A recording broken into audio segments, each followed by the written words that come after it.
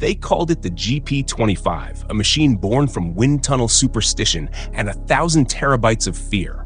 It was supposed to be Ducati's most intelligent weapon, the bike that would make data and destiny agree.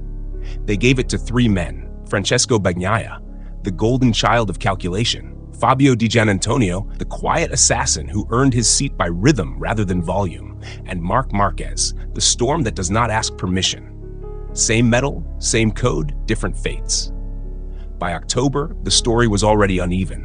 One man injured, one man lost, one man rewriting physics. From February's tests, the symptoms were visible to anyone who listens better than they talk. The bike was fast enough to bend sound, but temperamental enough to betray its riders mid-corner. Bagnaia, two-time champion and self-appointed architect of control, kept asking why the front refused to talk to him. Digia echoed the same pain through VR46 boss Pablo Nieto. The bike changes personality between Friday and Saturday without anyone touching a screw. Márquez didn't ask, he simply adapted. He rode it like he was mugging the circuit. The difference wasn't hardware, it was how much chaos each man could love before it killed him. Ducati's management played ghosts once Márquez started winning from day one. When your new recruit makes the factory look mortal, silence becomes a strategy. They left Bagnaia and Digia to wrestle the dragon alone, while the press called the GP25 a marvel of evolution. In Japan, the script briefly returned to poetry. Bagnaia on pole, Bagnaia winning sprint and main, using what he admitted were GP24 tools to calm the beast. The next week at Mandalika, everything imploded, 30 seconds off in the sprint, a crash from last in the race. Same rider, same bike, zero continuity. That's not form, that's schizophrenia on wheels. The quote that betrayed his fatigue came quietly: "I'll know in FP1 first lap if it's a good weekend." Imagine trusting your season to the first 5 minutes of Friday. That's not confidence, that's resignation in carbon fiber. Phillip Island is next, the circuit that exposes cowardice because there are no slow corners to hide inside. Wind, sea spray, and honesty. Márquez is out, shoulder opened by Bezzecchi's Aprilia at turn 7. The champion of champions gone, leaving a silence heavy enough to measure.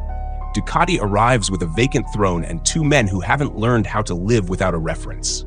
Bagnaia says he's hoping the Mandalika nightmare doesn't repeat.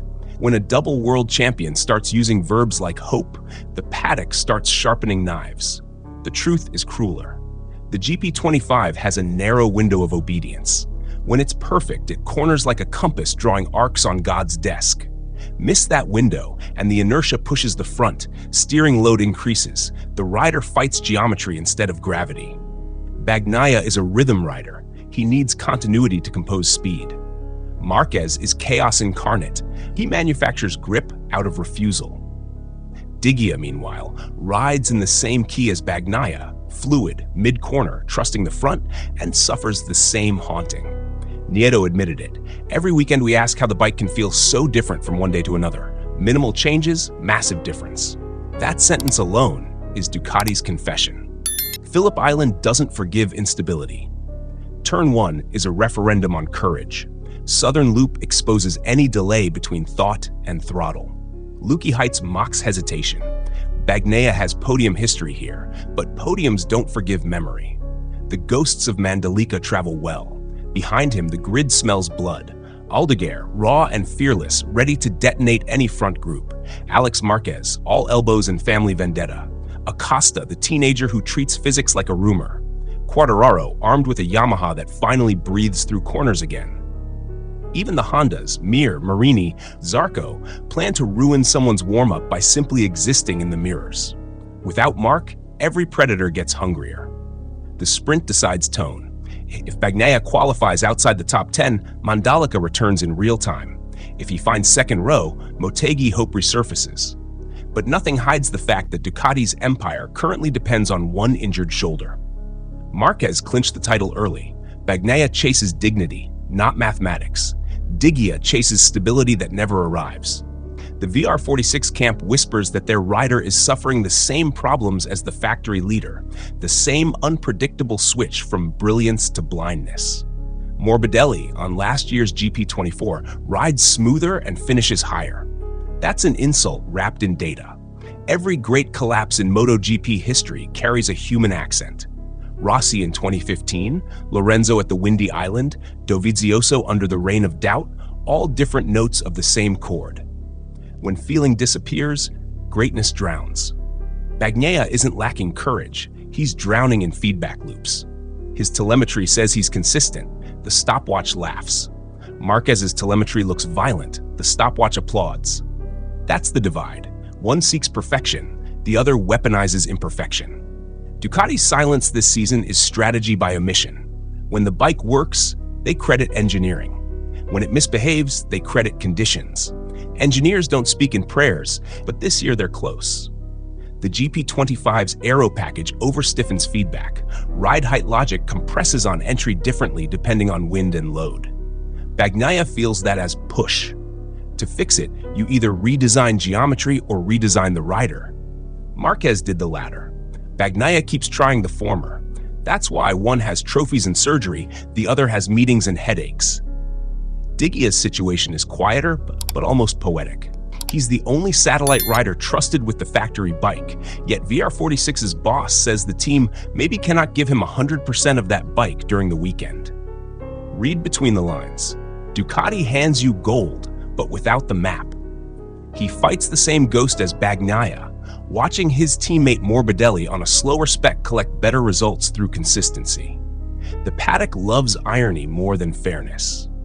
Now, rumor says if Ducati reshuffles its stable, VR46 is the only legal escape for Bagnaia. Still factory bike, less corporate air. For him, that's salvation, disguised as exile. He's been in red since 2019, the poster boy of Borgo Panigale. Moving to Rossi's team would look like demotion, but it might be the only way to breathe. Ducati's internal clause allows movement across their ecosystem. Translation: if the marriage turns cold, they'll send you to the guest room, not the street. Phillip Island becomes more than a race. It's a referendum on identity. Bagnaia has to prove he can coexist with a machine that doesn't share his faith. He needs to convert discomfort into aggression without losing rhythm. He needs to prove he's still a champion when his bike stops behaving like a partner. Just hoping is not the language of killers. It's the language of men trying to reason with fate. The circuit doesn't negotiate. The first 5 laps on Saturday will tell the story. The rest will just write the punctuation. Behind this, Márquez recuperates with surgical hardware and a grin. He's already closed the season's math with 11 Grands Prix and 14 sprints.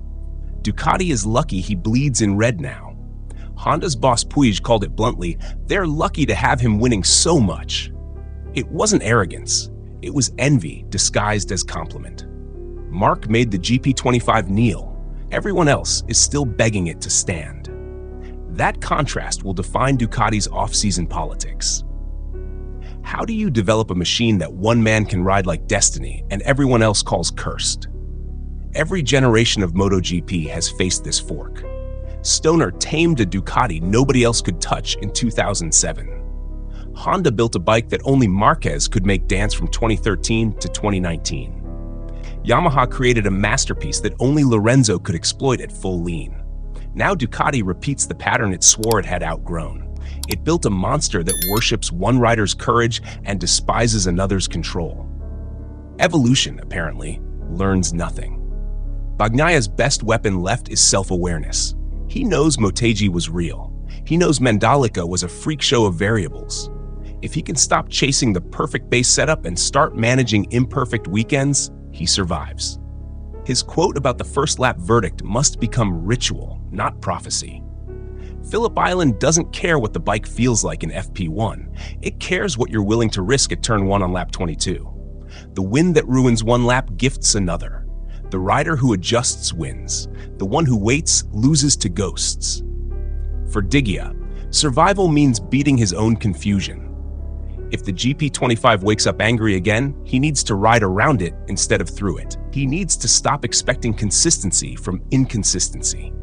Confidence is a muscle. The VR46 camp knows how to build that better than any factory committee. Valentino Rossi himself once said the bike is 70% mental, the rest is geometry.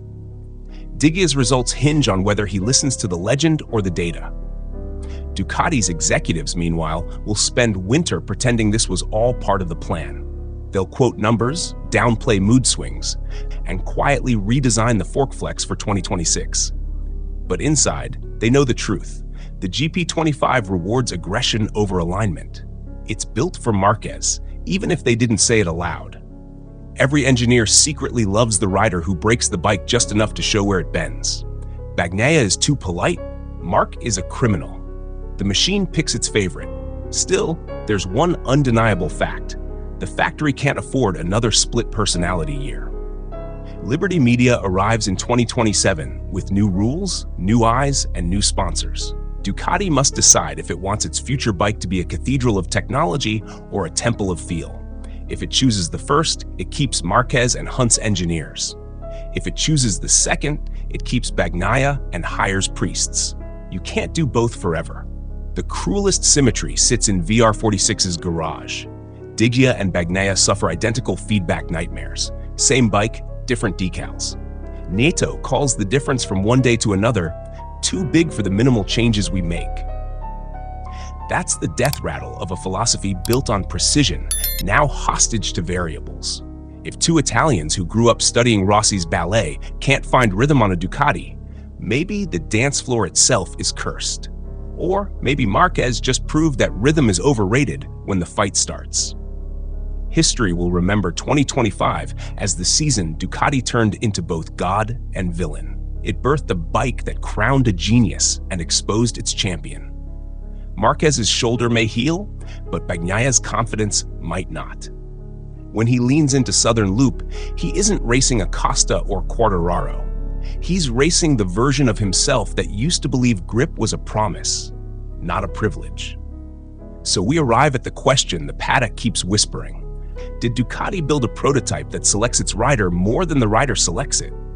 Did Bagnaia's intelligence become his prison, overthinking what Márquez simply obeyed? Is VR46 the lifeboat or the exile he secretly needs? If Diggia and Bagnaia share the same pain, is the GP25's brilliance actually a design flaw measured in broken confidence? Comment where you stand. Márquez will return eventually, stitched together but unrepentant. And if he wins again on the same unpredictable demon that ruined everyone else's season, the debate about talent versus technology ends forever. Bagnaia's path, meanwhile, leads either to redemption through adaptation or quiet transfer wrapped as project continuity. Ducati's empire looks strong from outside, but inside the noise you can hear the walls creak. A machine too intelligent to understand empathy, a champion too human to ignore it, and a sport too brutal to wait for harmony. The GP25 does not care who you are. It only respects violence. Márquez gave it that and it bent. Bagnaia offered reason and it laughed. Diggia tried patience and it wept. The bike remains undefeated at choosing sides. Phillip Island will decide if that changes, or if Ducati's red will run a little darker by sunset. From now, where does this put them? The time will tell us. Comment your verdict. Subscribe if you want the next dissection raw, because the war isn't over. It's just moved to the edge of the world.